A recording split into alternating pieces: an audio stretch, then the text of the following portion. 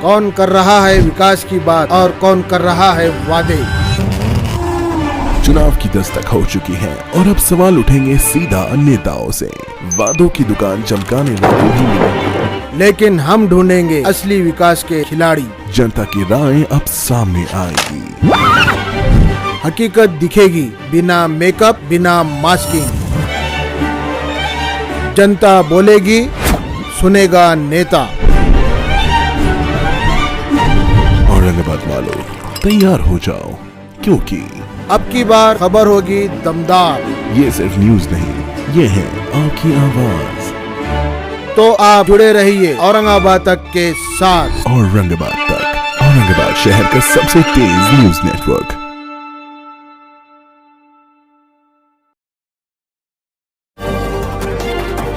या दिवसासाठीही आम्ही सगळे MIMC लोकांनी जे प्रयत्न केले होते, लोकांनी जे विश्वास दाखवला होता MIM पक्षावर, 33 कॉर्पोरेटर्स निवडून आले होते आणि आज हे विरोधी पक्ष नेत्याचा बहुमान आम्हाला मिळालेला आहे। समीर साजिद बिल्डर अनेक वर्षापासून आमचे एक सक्रिय कार्यकर्ते होते, खूप त्यांनी मजलिससाठी MIMसाठी परिश्रम घेतलेले होते आणि त्यांना हे संधी देण्यात आलेली आहे। आमची अपेक्षा हे आहे की सर्व 33 कॉर्पोरेटर्स जे आहे ते आता आपल्या शहराच्या विकासासाठी कटिबद्ध राहील आणि जे आम्ही लोकांनी आमच्यावर विश्वास दाखवलेला आहे त्याच्यावर ते खरे उतरतील।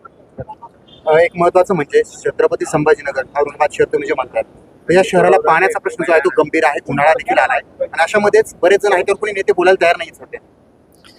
काय आहे की आमच्या माहितीप्रमाणे हे जे कंपनी जे काम करत आहे यांनी सगळ्यांना मॅनेज केलेले आहे आणि सगळ्यांना मॅनेज केलेले आहे। मी आपल्याला या महानगरपालिकेमध्ये उभे राहून तुम्हाला एक खूप जबाबदारीने हे बोलतो, कारण ज्या स्कीम जितक्या पैशाने जे सुरू झाली होती, आज त्याचं एस्केलेशन जे आहे आम्ही समजू शकतो की 5% 10% जे आहे ते एस्केलेशन होऊ शकतं, पण इतक्या मोठ्या संख्येने म्हणजे कोट्यवधी रुपयाचं एस्केलेशन होत आहे।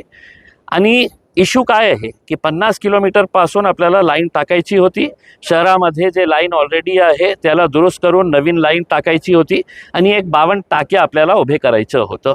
तर अशा का झालेला आहे इतकं मोठं की जे ओरिजिनल कॉस्ट होती त्याच्यापेक्षा किती पटीने हे जास्त त्याचा रेट आता काढण्यात आलेला आहे आणि त्याच्यामध्ये हे वॉटर वर्क्सचे जे मंत्री आहे तेही याच्यामध्ये सामील आहे आणि खूप सारे नाही। तर आमची मागणी हे आहे की याची inquiry anti corruption bureau, central anti corruption bureau जे CBIचा विंग आहे, महाराष्ट्र सरकारच्या अँटी करप्शन ब्युरोची बोलत नाही मी सेंट्रल ब्युरो ऑफ इन्व्हेस्टिगेशन।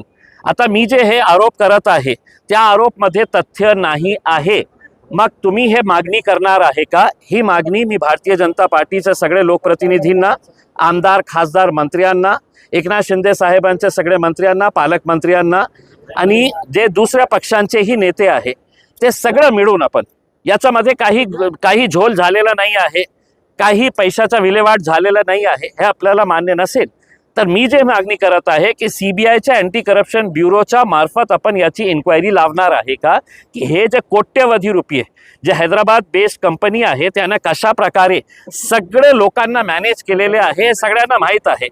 म्हणून आता तुम्ही मला उत्तर देण्याच्या ऐवजी तुम्ही हे सांगायला पाहिजे की इम्तियाज जलीलने जे मागणी केलेली आहे ते महापौरालाही मान्य असेल, ते सगळ्या मंत्र्यांना, आमदार खासदारांनाही मान्य असणार आहे की हो आपण याची चौकशी लावू आणि चौकशी कोणत्या स्टेट एजन्सी मार्फत नाही, कारण स्टेटचे खूप सारे मंत्री लोक याच्यामध्ये इन्व्हॉल्व आहे आणि वॉटर वर्क्सचे जे मंत्री आहे त्यांनी तर खूप पैसे याच्यातून कमावलेले आहे। नाही तर मी तुम्हाला जे बोलत आहे तुम्ही हे मागणी करा की याची इन्क्वायरी लावा, मी खोटं ठरलं तर माझ्यावर कारवाई करा। महाराष्ट्र सरकार जो है टावर्स का इन्वेस्टमेंट हो या दूसरे कई करोड़ों के हजारों के इन्वेस्टमेंट की बात कर रही है यहाँ पे, लेकिन बेरोजगारी का जो आंकड़ा है वो कंटिन्यू बढ़ता जा रहा है। देखिए ये डिवोर्स जो है ये डिवोर्स के अंदर जितना मंत्रिमंडल जाता है, मुख्यमंत्री जाते हैं, वहाँ पे अगर देखेंगे कि जो हमने इतने लाख करोड़ रुपए के हमने है तो एग्रीमेंट साइन किए हैं, ये कौन से एग्रीमेंट होते हैं? जो एक कंपनी ऑलरेडी एस्टेब्लिश है, उन्हें अपना कुछ एक्सपांशन करने का है तो वो आप यहाँ पे भी कर सकते हैं। लेकिन सिर्फ वहाँ पर जाकर ये दिखाने की कोशिश की जाती है कि महाराष्ट्र के अंदर इससे पहले भी डेवोस तो हर साल जाते हैं।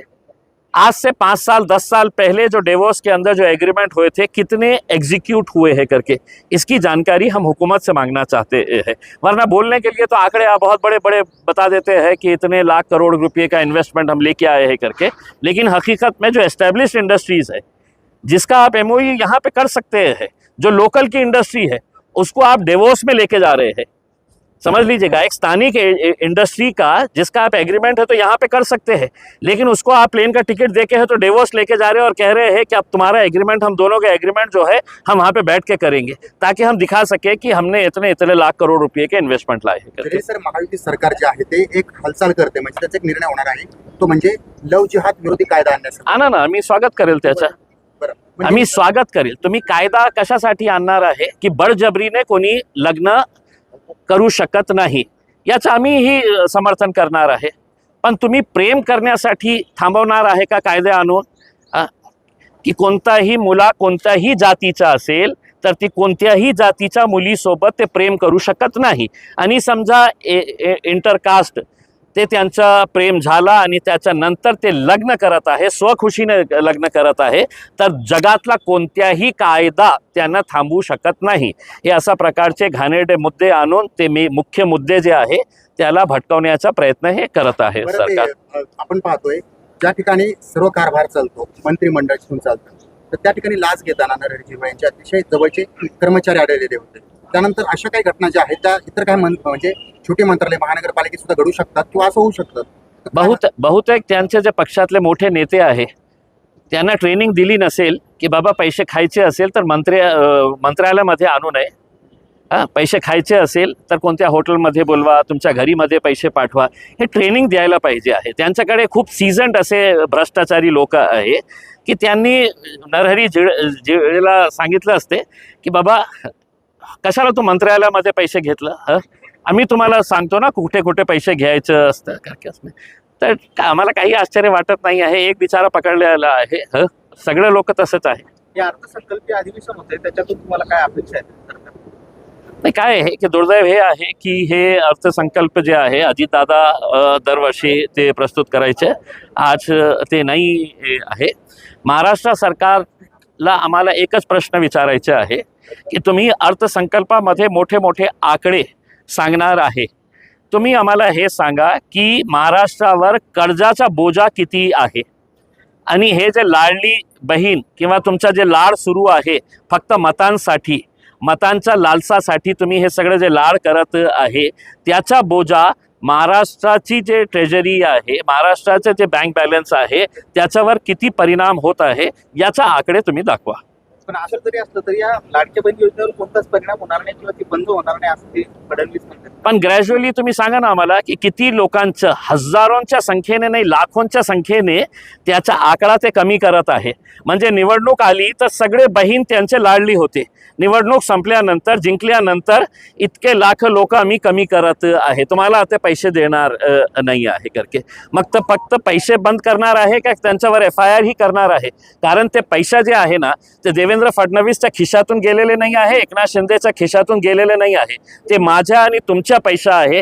टॅक्स आम्ही जे भरतो प्रामाणिकपणे ते आमचा पैसा आहे, कोणीतरी असंच लाटून घेतलेला आहे। आणि आता ते सरकार म्हणत आहे की आता पुढे त्यांना देणार नाही, जे दिलेले आहे ते पैसा तुम्ही परत घेणार आहे का, हे आम्ही प्रश्न त्यांना विचारतो। औरंगाबाद तक मीडिया जो है वो पिछले कई सालों से बहुत अच्छी खिदमत दे रहा है, लोगों तक खबरें पहुंचाने का काम कर रहा है और उसकी रीच बढ़ रही है। उन्हें सिल्वर बटन मिला है, मैं उनको मुबारकबाद देता हूं और उम्मीद करता हूं कि आगे उनको सिल्वर की जगह गोल्ड भी मिले, गोल्ड के बाद प्लैटिनम भी मिले और वो इसी तरह से लोगों का काम करते रहे। शुक्रिया।